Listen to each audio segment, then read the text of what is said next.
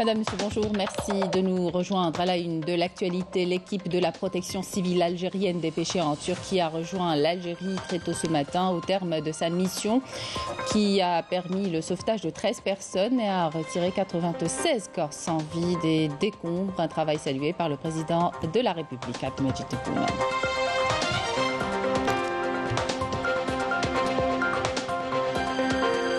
À la faveur de sa stratégie pour la relance de l'économie nationale, l'Algérie s'apprête dès mars prochain à produire de l'insuline. Il est question également de production de tubes métalliques à Oran et à Biskra. La filière date est en plein essor. L'université de Boumerdès, Mohamed Bougara lance un programme d'accompagnement des étudiants-chercheurs pour la concrétisation de leurs projets en start-up, encadré par une équipe de professionnels spécialisés dans les nouvelles technologies et le management. Des manifestations, des sit-ins et des grèves, voilà à quoi ressemble le quotidien amer du peuple marocain qui vit sous le seuil de la pauvreté en raison de la politique mafieuse du Marzen qui accable l'économie du pays. Bienvenue à tous. L'équipe de la protection civile algérienne dépêchée en Syrie, couronnée par le bouclier du gouvernorat d'Alep en reconnaissance de ses efforts déployés dans les opérations de secours, des efforts salués par le président de la République, Abdelmadjid Tebboune. Quant à l'équipe dépêchée en Turquie, elle a rejoint l'Algérie très tôt ce matin au terme de sa mission en Turquie qui a permis le sauvetage de 13 personnes et a retiré 96 corps sans vie des décombres. Ils sont de retour au pays après avoir passé 10 jours en Turquie à sauver des vies. Un accueil chaleureux a été réservé aux équipes de la protection civile algérienne à l'aéroport de Boufarik. Nous avons hissé haut le drapeau algérien, c'est d'ailleurs notre devoir. Les éléments de la protection civile ont donné le meilleur d'eux-mêmes pour sauver des vies en Turquie. Ce sont les héros de l'Algérie. Dieu merci, nous sommes de retour. Notre mission était très difficile, mais nous l'avons accomplie. Malgré toutes les difficultés que nous avons affrontées, toute l'équipe s'est donnée corps et âme pour aider nos frères turcs. Dieu merci, grâce à la formation de nos éléments et au matériel dont nous disposons, nous avons réussi à gérer toute la situation auquel nous avons fait face. Nous avons tenu à être efficaces grâce au plan de travail que nous avons tracé 24 heures sur 24. Des images de solidarité, de compassion, de bravoure, mais aussi du drame qu'a vécu la région d'Adiaman en Turquie, que la télévision algérienne n'a pas manqué de retransmettre en temps réel grâce à ses envoyés spéciaux. Nous avons donné toutes les informations à travers les différentes émissions spéciales et les flash infos tout au long de cette période de crise. J'espère que nous avons réussi à accomplir notre mission. L'Algérie a été l'un des premiers pays à être au chevet de la Turquie. Les équipes de secours et de sauvetage de la protection civile dépêchées sur les lieux à travers leur action de bravoure ont reflété les valeurs de solidarité qui sont propres à l'Algérie. Le président de la République m'a chargé de vous transmettre ces chaleureuses salutations pour vos efforts, d'autant plus que vous avez travaillé dans des circonstances très difficiles, notamment les conditions climatiques défavorables. D'ailleurs, vous avez eu les honneurs et la reconnaissance de tout le monde pour vos grands efforts et votre efficacité sur le terrain. Vous avez hissé haut le drapeau national et honoré l'Algérie. Des hommes aux grandes valeurs humaines, considérés comme héros dans la ville turque d'Adiaman, où ils ont réussi à forcer le respect et l'admiration de la communauté internationale. Ils sont rentrés au pays fiers d'avoir accompli avec brio leur mission, celle de sauver des vies.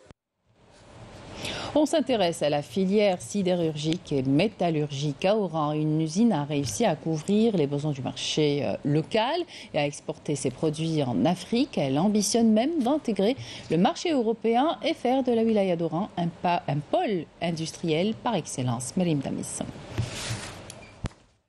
Située à Oran, cette usine produit plus de 350 tonnes de tubes métalliques par jour. Grâce à sa large gamme de produits, elle est parvenue à conquérir d'importantes parts de marché en Algérie et elle a même réussi à intégrer le marché africain.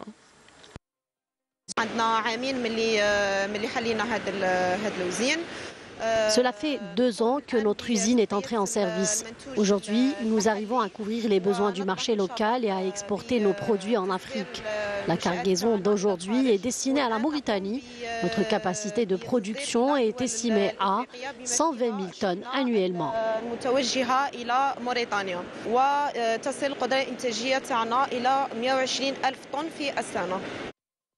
La production des tubes métalliques qui passent par plusieurs étapes est assurée par une main-d'œuvre algéro-turque qualifiée à l'aide d'un matériel de pointe.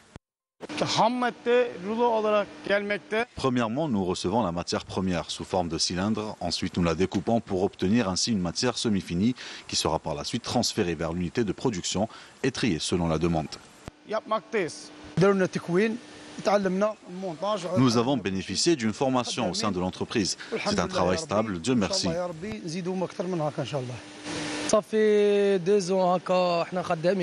Je travaille ici depuis 2 ans. Nous avons été formés par des Turcs. C'est un nouveau métier pour nous. L'usine ambitionne d'augmenter sa capacité de production pour intégrer le marché européen et faire de la wilaya d'Oran un pôle industriel par excellence. Tout est fin prêt pour le lancement de la production de l'insuline en Algérie. Le groupe Saïdal s'apprête à en produire dès le mois de mars prochain. C'est une production qui réduira de près de 200 millions de dollars la facture d'importation d'insuline, soit près de la moitié de cette facture. Et c'est à l'usine du groupe à Constantine qu'on vous emmène pour voir les moyens mis en place en termes d'équipement de pointe. Amel Barba. Le groupe Saïdal produira des flacons d'insuline à partir de mars prochain dans l'unité de Constantine.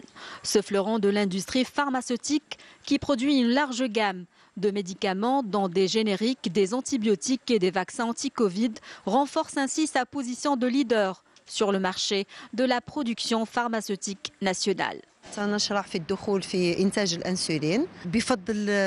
Nous allons entrer dans la phase de production de l'insuline grâce au soutien que nous accordent les pouvoirs publics et notamment le ministère de l'Industrie pharmaceutique, au savoir-faire que nous avons acquis ainsi que les équipements de pointe dont nous disposons.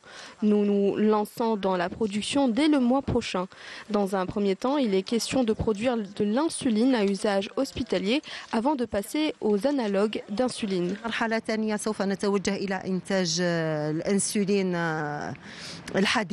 L'unité de production Saïdal de Constantine est conçue conformément aux normes des bonnes pratiques en vigueur à l'échelle mondiale. Des équipements de pointe, une performance technologique et un savoir-faire avéré acquis par Saïdal. Ce laboratoire est doté d'équipements de dernière génération qui répondent aux standards internationaux. Très peu de laboratoires dans le monde disposent de ce genre d'équipements hautement sophistiqués.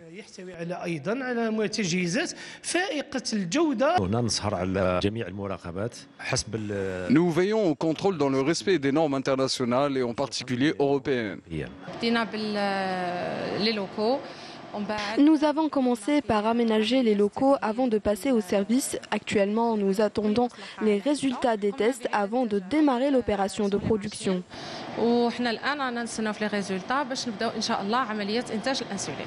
La production locale d'insuline permettra de répondre à 50% des besoins, de quoi réduire de moitié la facture de l'importation estimée à 400 millions de dollars. Engagé dans une stratégie de développement et de diversification de sa production, Saïdal compte produire des médicaments destinés aux cancéreux dans les mois prochains. Les déchets de date ou le tout venant, tout est utilisé pour produire sucre et mélasse de miel et bien plus encore dans une entreprise domiciliée à Biskra. On y produit même de l'alcool chirurgical ou l'alcodate dont profitent les hôpitaux de la région. Le gérant est aujourd'hui le seul à produire de l'éthanol en Algérie. Notre journaliste Nakhla Larbi s'est déplacé dans cette entreprise qui utilise des moyens biotechnologiques de pointe. Regardez. Il s'agit là d'un exemple éloquent de valorisation des déchets du palmier dattier, des déchets de date plus précisément, ou le tout venant via des moyens biotechnologiques. Dans cette usine de 1500 mètres carrés, en plus de la production du sucre et de la mélasse de date, son propriétaire a durant la période Covid commencé à produire de l'éthanol et de l'alcool chirurgical. Ce dernier est destiné aux hôpitaux de la région. c'est la matière première pour faire tout produit cosmétique, gel désinfectant, l'alcool chirurgical. Alhamdoulilah, maintenant, comme j'ai fait presque 3000 litres d'éthanol par jour. Avec le noyau de date, l'usine produit de l'huile destinée à l'industrie cosmétique et avec la pulpe de ce fruit qu'on mélange aux déchets de caroube et de grenade, de l'aliment de bétail. Pour le gérant de l'entreprise qui foisonne d'idées et de projets, l'aventure ne s'arrête pas là, en dépit des lenteurs bureaucratiques. Il y a une nouvelle loi, la possibilité de fabrication d'éthanol en Algérie. Mais toujours pour prendre une autorisation du ministère de la Finance, j'ai plus de 36 mois, je suis toujours à attendre l'autorisation pour vendre l'éthanol. Moi, je peux vendre l'alcool chirurgical, pas de problème, mais c'est interdit, je vends l'éthanol en brut. Les produits issus de déchets de date sont directement distribués aux usines spécialisées dans le conditionnement. Il faut souligner que l'entreprise, qui fonctionne avec un savoir-faire iranien, utilise des appareils de filtrage de pointe à base de perlite, une pierre volcanique importée, pourtant disponible en Algérie. Booster la croissance grâce aux innovations, l'université de Boumadès, Mohamed Bougara, l'a bien saisi. Elle vient de lancer aujourd'hui justement un programme d'accompagnement des étudiants chercheurs pour la concrétisation de leurs projets en start-up. Ces étudiants sont encadrés par une équipe de professionnels spécialisés dans les nouvelles technologies et le management. Raouf Hamouch. Les universités aspirent désormais à devenir des centres d'innovation et de transfert technologique. C'est le cas de l'université de Boumadès Mohamed Bougara, qui a lancé un programme d'accompagnement des étudiants chercheurs pour la concrétisation de leurs projets en start-up. Et justement, le club scientifique Nourba offre aux porteurs de projets et aux étudiants un espace de coworking et de partage d'idées et d'expériences. L'étudiant concrétise cette idée sur la vie réelle, ça ne reste pas que du théorie. Et puis, il peut créer des postes de travail, il peut aider l'économie nationale, bien sûr. Les étudiants s'intéressent à ces sujets-là, qui sont l'employabilité pour le premier jour, le deuxième jour, c'est les startups, le troisième jour, c'est l'entrepreneuriat. Un cadre idéal pour le développement des projets, encadré par une équipe de professionnels spécialisés dans les nouvelles technologies et le management.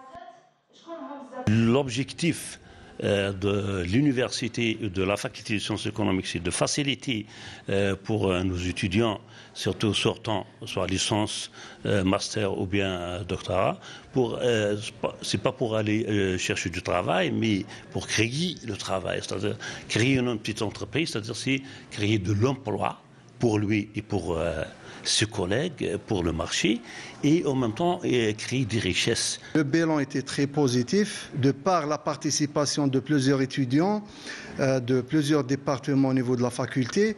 Les organisateurs, on peut mettre l'accent sur le volet technique et les liens qui existent entre théorie et terrain. Booster la croissance grâce aux innovations, c'est le principe même de l'économie du savoir. Le club Nourba l'a bien compris. Aujourd'hui, la structure estudiantine ambitionne de développer les projets innovateurs de ses membres en les accompagnant dans leur démarche de brevetage au niveau national et pourquoi pas international.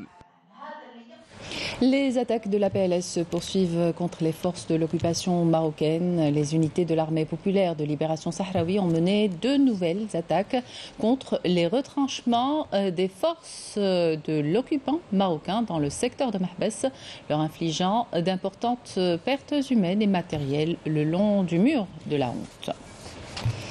La rue marocaine, de nouveau le théâtre de manifestations massives, des scènes de violence, cette fois sur des non-voyants à Rabat, des scènes qui suscitent l'indignation. Et à Casablanca, les enseignants contractuels réclament de meilleures conditions socio-professionnelles et dénoncent les injustices. Yanis Eid Qassam.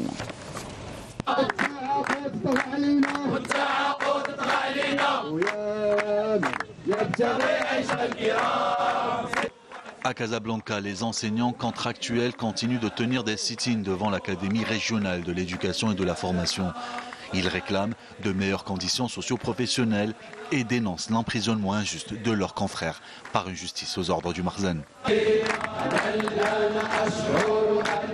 جاءت هذه الوقفة النضالية اليوم تزامنا مع التوقيفات التي طالت مجموعة من الأساتذة الذين فرض عليهم التعاقد والذين هذه التوقيفات التي نعتبرها غير قانونية وتستند إلى سند قانوني، وجاءت ردا على الاعتقالات التي طالت مجموعة من الأساتذة الذين فرض عليهم التعاقد في ربوع الوطن، وآخرها المحاكمات السورية التي حكم من خلالها على 10 أساتذة. Des arrestations arbitraires menées dans l'espoir de faire taire une contestation populaire qui ne compte pas faire machine arrière tant que ses droits ne sont pas respectés.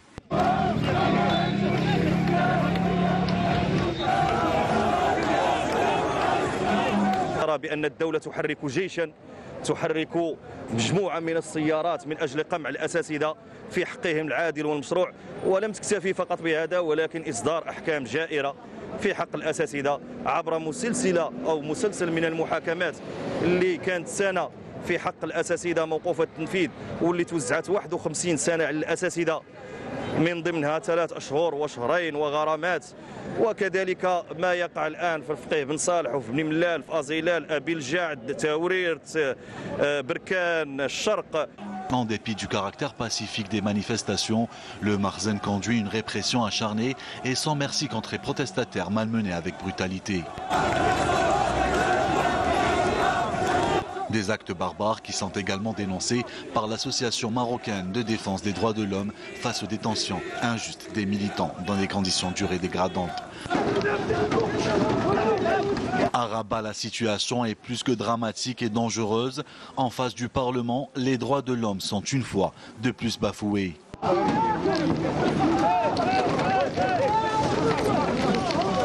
السلطات العموميه هذا الاسبوع دارت حملات ضد المكفوفين خاصهم استثناء، هذه الفئه خاصها استثناء، ولكن هما ما صابوش لان دابا كاين المبصرين تيشوفوا السلطات تيهربوا تيهز الفراشي ديالو، ولكن هذا المكفوف كي غيدير تيهرب ما تعرفش هو حتى اللي حداه، المكفوف كليا راه حشوم. السلطه اللي تجيب ليه حلول بديله تجي هنا وتقمعوا وديري السلعه ديالو بالقوه، راه حشومه هذا الشيء. Passer à tabac ce non-voyant a fait les frais de l'acharnement du Marzen.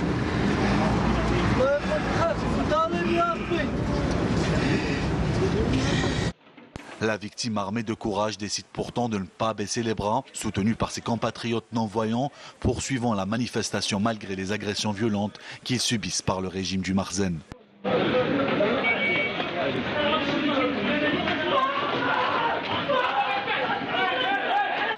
L'atmosphère générale au Maroc imposée par le régime du Marzen est caractérisée par de graves reculs en matière de droits de l'homme. Des restrictions continuent d'être imposées par le régime du Marzen aux militants. D'autres associations dénoncent également la spoliation des biens qui se poursuit par la politique du Marzen sur l'expropriation des terres qui a conduit au déplacement des propriétaires de leurs terres au profit des lobbies immobiliers et la mafia du secteur.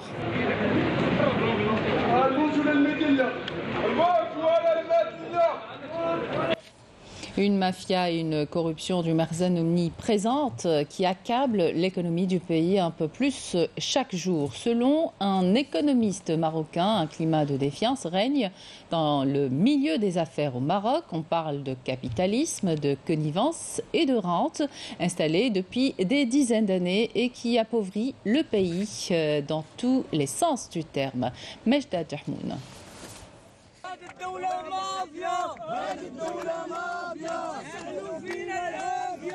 Des manifestations, des sit-ins et des grèves. Voilà à quoi ressemble le quotidien amer du peuple marocain qui vit sous le seuil de pauvreté, criant haut et fort sa détresse à qui veut l'entendre.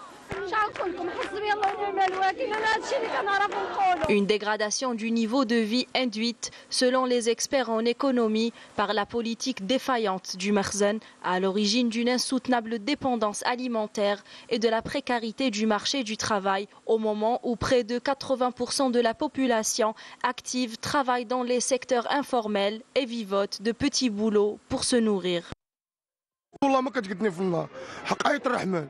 فلفل ب 1000 فرانك، كورجيت 360، ماطيشه ب 300، البصله 160. انت فين هاد العذاب؟ واش جبحوره حنايا وكناكلوا السردين ب 300؟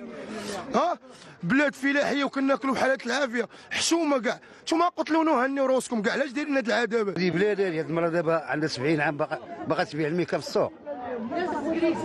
لا سكنه فين غالينا صاحبي؟ فين؟ السبب ديال الغالي هو الغلا صاحبي، اللوبيا 600 ريال، قرعه 300 ريال، ماطيشه 240 ريال.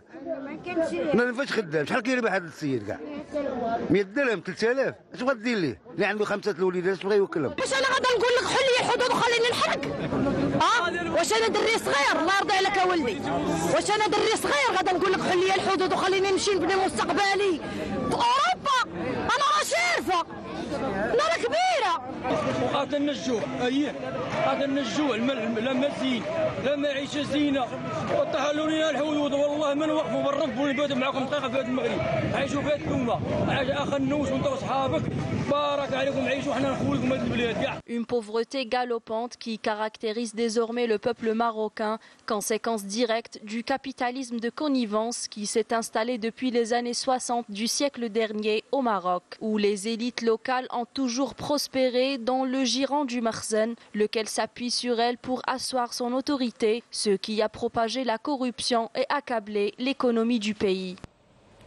Et on revient au pays avec les derniers championnats d'Afrique de cyclisme sur route qui se sont achevés dimanche dernier à Accra au Ghana. L'Algérie a récolté 21 médailles, dont 8 en or. Une moisson historique avec à la clé une qualification aux Jeux Olympiques de Paris 2024. L'œuvre du cycliste Hamza Yassine, le premier athlète algérien à avoir décroché son billet pour la prochaine Olympiade. La sélection nationale a rallié hier le territoire national. Linda Teboul était présente à l'aéroport Houari Boumedienne d'Algérie et a recueilli pour nous ces deux déclarations. Écoutons. Pour la participation des différentes sélections nationales au championnat d'Afrique qui s'est déroulé à Accra, c'était très encourageante. On a gagné plusieurs titres africains, 8 titres africains, 21 médailles au total. L'objectif principal atteint, c'est la qualification aux Jeux Olympiques. On est très content. Je salue les efforts des athlètes, des entraîneurs et toutes les personnes qui ont contribué à cette réussite. Alhamdoulilah, on espère bien maintenant mettre les athlètes dans les meilleures conditions pour bien se préparer pour ces Jeux Olympiques à travers la participation aux différentes compétitions internationales. Et même en Algérie, on va organiser un tour international qui est le Tour d'Algérie et le Grand Prix international de la ville d'Alger le début du mois de mars. Inch'Allah, on sera à la hauteur pour hisser le drapeau national. C'est magnifique pour aller aux Jeux Olympiques, juste pour aller aux Jeux Olympiques, pour qualifier, c'est magnifique. Et Inch'Allah, on va faire le maximum pour nous, pour être au top aux Jeux Olympiques, pour honorer l'Algérie, pour préparer la compétition olympique. Et on va partir en France, Inch'Allah, pour préparer l'année prochaine. Et avec Dahman Abdesalam, on va faire un programme. Et à l'occasion des mises à jour des 32e et 16e de finale de la Coupe d'Algérie, aujourd'hui, la formation de l'USM Alger effectue son entrée en lice face à l'IRB Marnia à 14h au stade Nouali de Marnia. De son côté, le Paradou AC recevra le CS Constantine demain au stade Omar Berabah à Dar el-Beda à 14h.